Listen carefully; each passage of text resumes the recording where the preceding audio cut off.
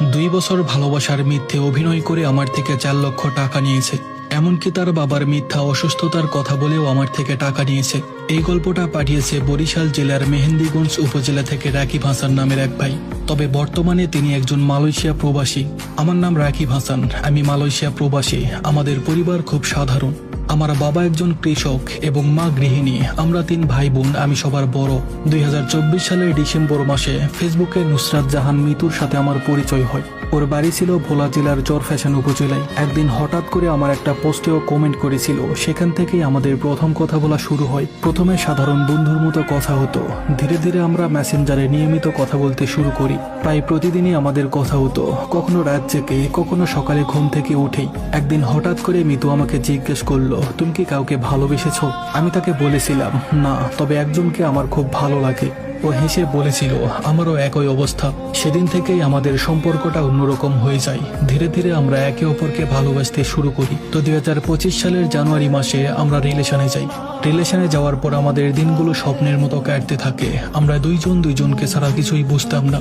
কিন্তু রিলেশনের বয়স যখন মাত্র 1 মাস, তখন সে বায়না ধরে আইফোন নিবে। আমি লজ্জায় তাকে না বলতে পারিনি। আমার কাছে 3 মাসের টাকা ছিল। আমি 4 মাস পর পর বাড়িতে টাকা দিতাম। ভেবেছিলাম এই মাসের টাকা পেলেই বাড়িতে টাকা পাঠিয়ে দিব। কিন্তু আমি বাড়িতে টাকা না পাঠিয়ে আমার কাছে কিছু টাকা রেখে বাকি টাকা ওকে পাঠিয়ে দেই। ও আমাকে বলতো, তুমি অনেক ভালো, তোমার সাথে কথা বললে মনটা শান্ত হয়ে যায়। তুমি কখনোই আমাকে ছেড়ে যেও না, আমি তোমাকে ছাড়া থাকতে পারবো না।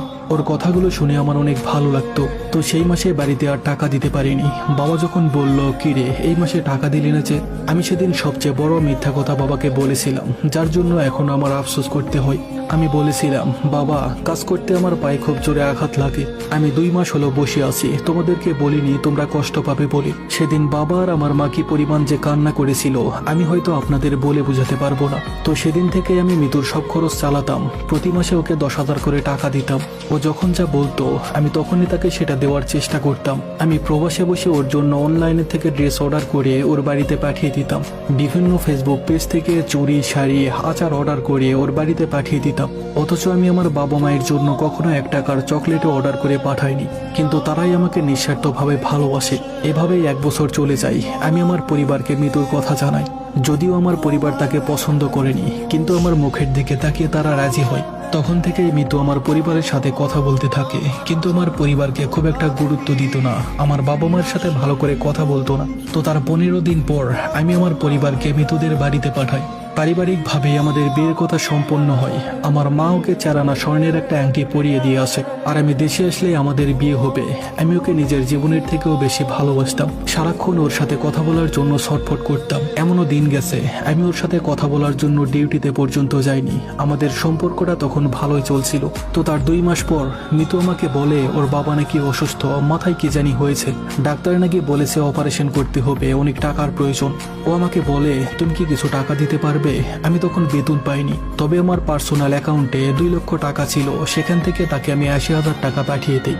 ওকে আমি অনেক বিশ্বাস করতাম। আমি ভাবতাম কিছুদিন পর তো আমারই হবে, তাই কোনো কিছু না ভেবে আমি টাকাটা পাঠিয়ে দিই। তো রবিবার সকাল 10টায় তার বাবার অপারেশন করার কথা বলেছিল।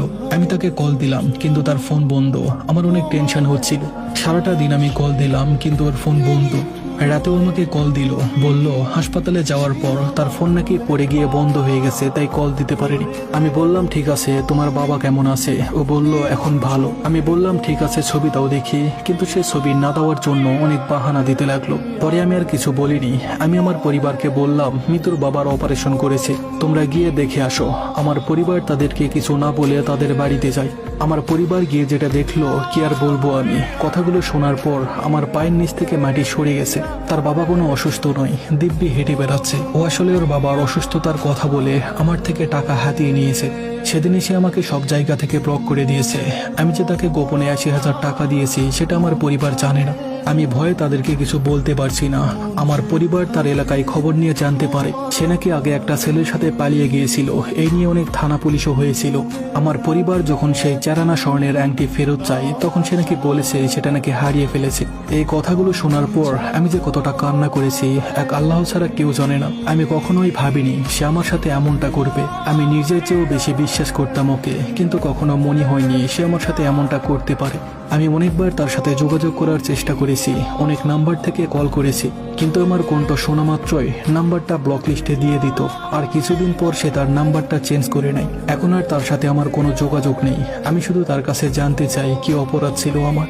আমি তো কোনো স্বার্থ ছাড়াই তাকে ভালোবাসতাম। তার টাকার দরকার হলে আমাকে বলতে পারতো, আমি এমনিতেই দিয়ে দিতাম। কেন আমার সাথে ভালোবাসার নাটক করলো? আমি নিজে অ্যান্ড্রয়েড ফোন চালাতাম, অথচ তাকে আইফোন কিনে দিয়েছি। এই কয়েকদিনে সে আমার থেকে প্রায় 4 লক্ষ টাকা নিয়েছে। টাকার জন্য আমার কোনো আফসোস নেই, আফসোস শুধু একটাই, সে কেন আমাকে ঠকালো। আমি শুধু একটা কথাই বলতে চাই, তুমি যেভাবে ঠকালে আমাকে, আমি তোমাকে অভিশাপ দিচ্ছি, এই জীবনেও যেন তোমার কপালে ভালোবাসা না জোটে। ধন্যবাদ সবাইকে।